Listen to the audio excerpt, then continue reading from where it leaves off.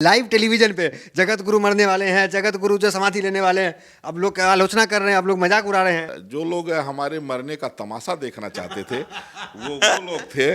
वो ये चाह रहे थे कि बाबा अब सरजू जी में जाएं, अब डूबें, और डूबने के बाद जो है तब उनको हो जाए कि चलो ये, हाँ कि ये चलो अब चला गया, दूसरा जल्दी मरने आएगा नहीं।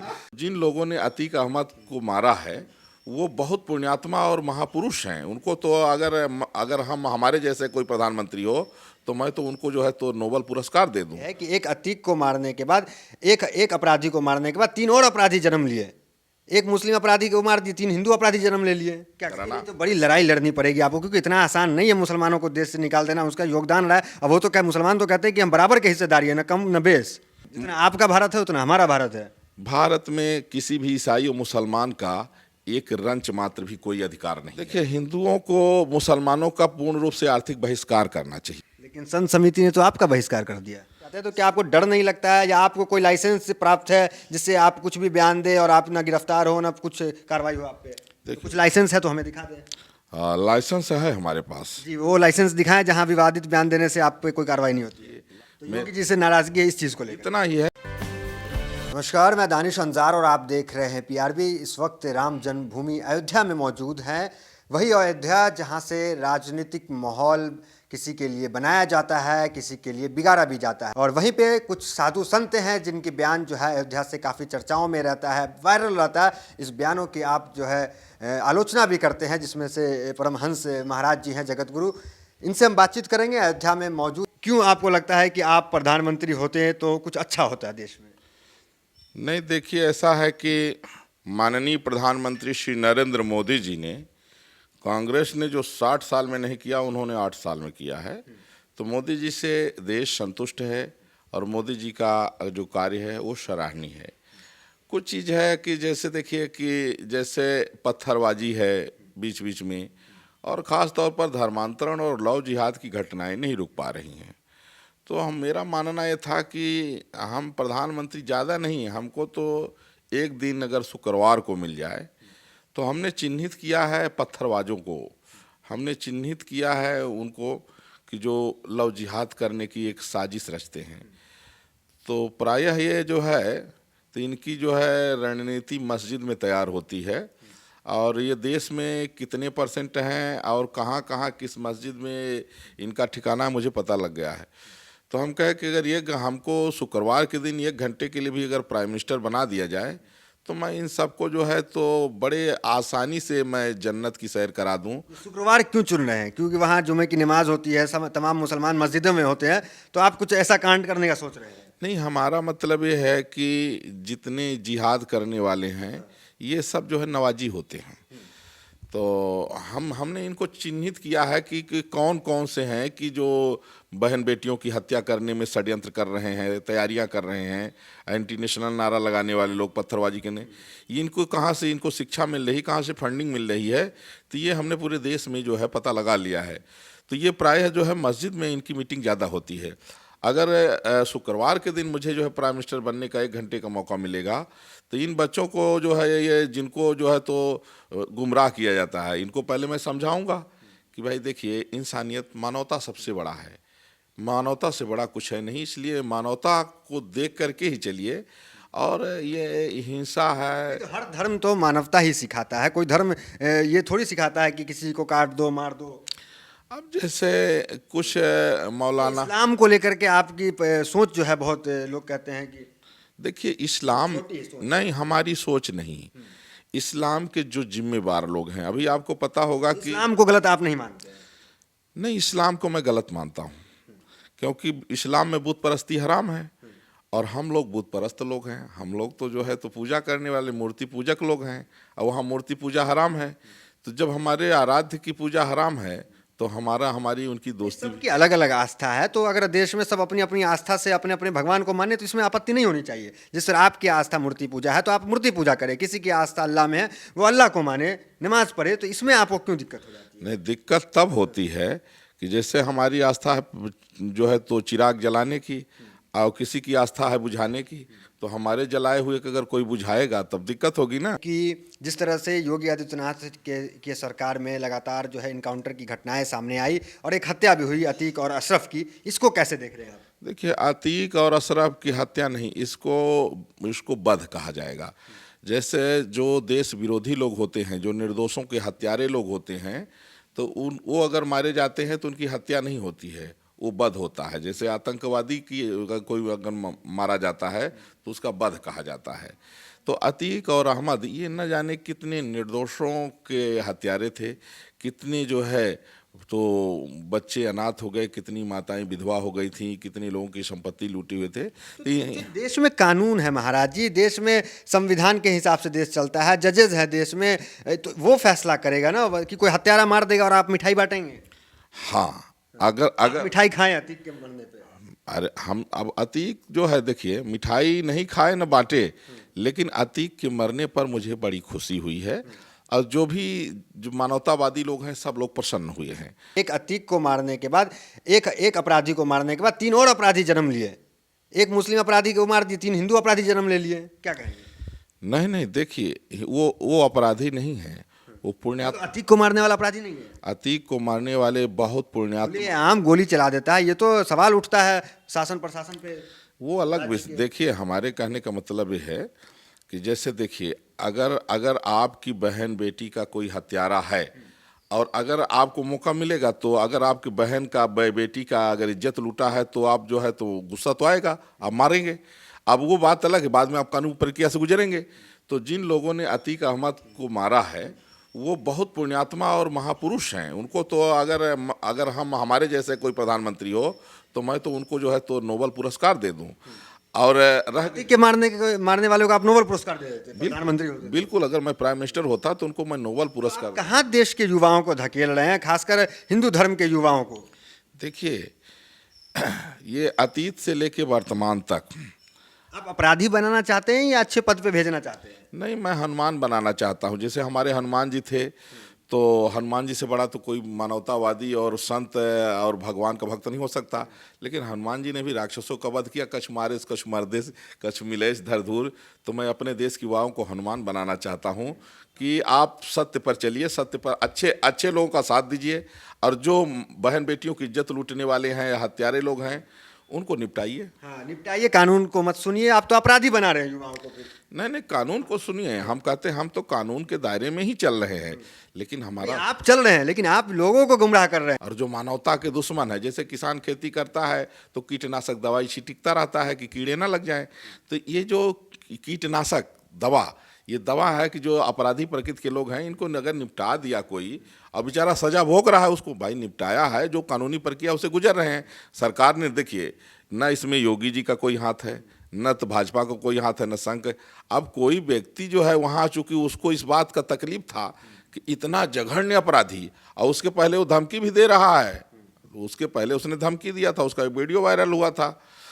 तो इसलिए जो है अतीक अहमद का मरना राष्ट्र हित में था, मानवता के हित में था, और जिन्होंने मारा वो बहुत अच्छे लोग हैं, कानूनी प्रक्रिया से गुजर रहे हैं। अलग बात है, देखिए, वो तो जब कोई बड़ा काम करता है। आपको डर वर नहीं लगता है क्या? क्योंकि कई साधु संत भी जेल में हैं, तो क्या आपको जो इस तरह के बयान देते हैं कि मुसलमानों की नागरिकता खत्म कर दो, वोटिंग का राइट खत्म कर दो, इस तरह के विवादित बयान आपकी तरफ से आते हैं, तो क्या आपको डर नहीं लगता है? या आपको कोई लाइसेंस प्राप्त है जिससे आप कुछ भी बयान दें और आप ना गिरफ्तार हो ना कुछ कार्रवाई हो आप पे?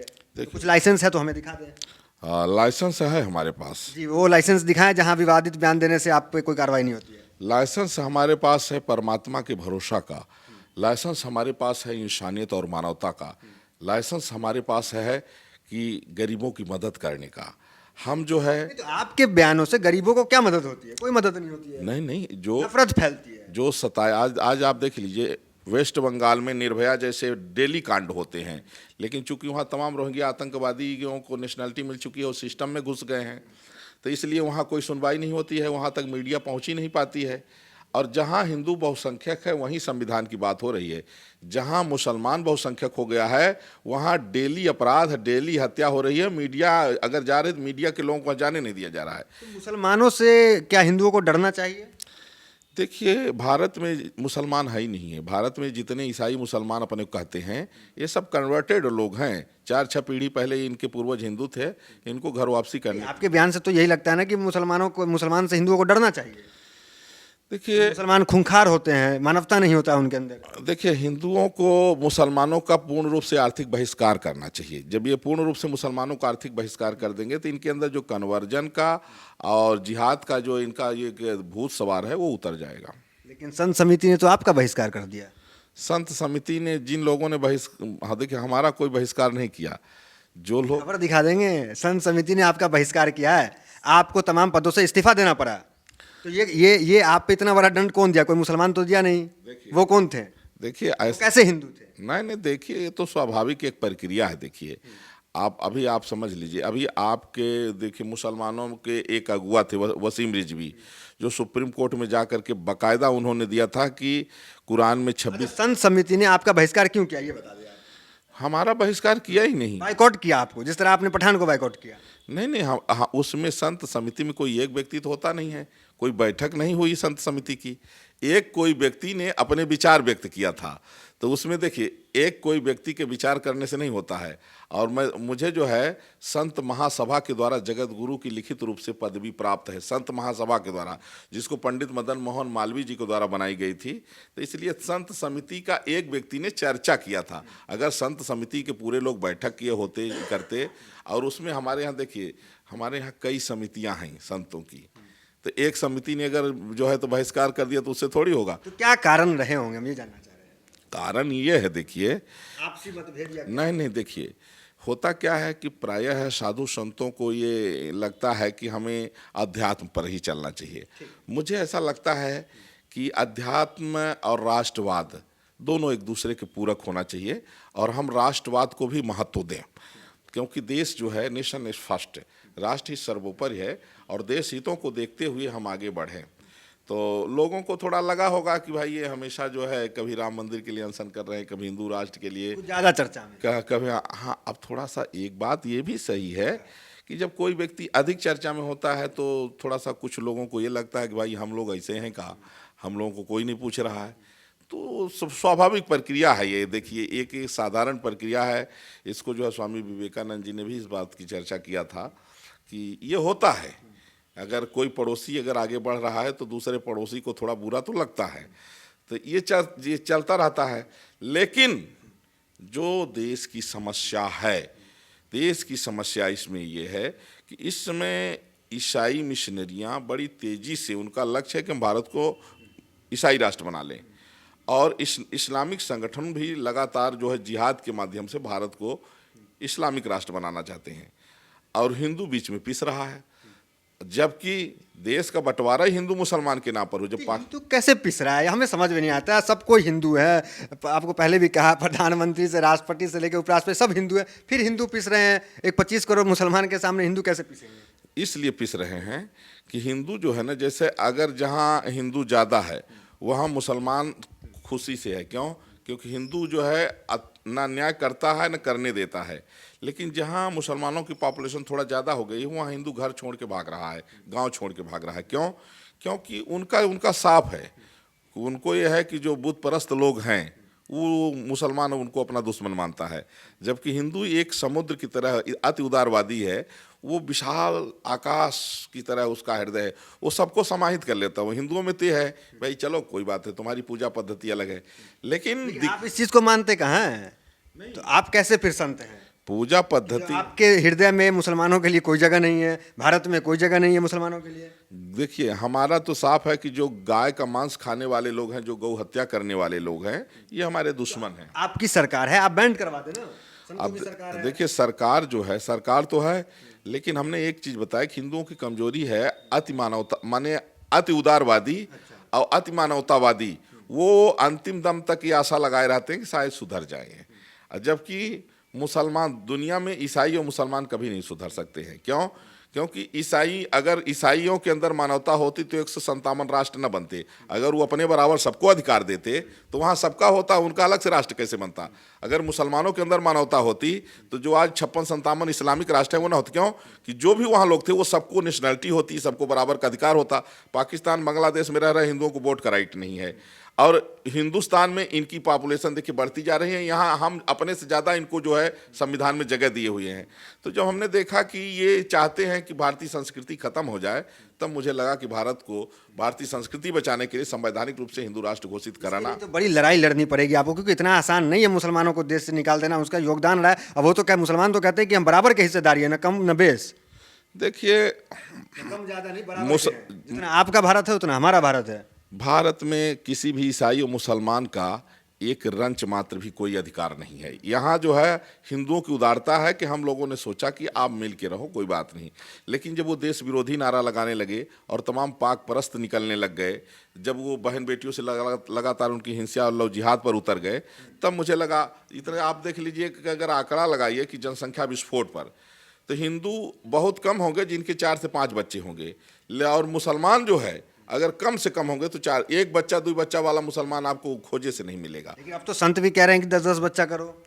इसलिए करो कि भाई मुसलमान कब्जा कर। आप भी कह रहे हैं कि 10-10 बच्चा करो। नहीं, हम देखिए, हमारा तो हम नहीं कह रहे हैं।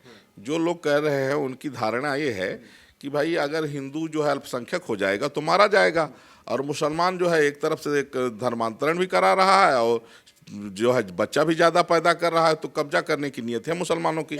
इस दृष्टि से लोग कह रहे हैं, लेकिन ये समाधान नहीं। समाधान ये है जनसंख्या नियंत्रण कानून बने, और हम दो हमारे दो तो सबके दो।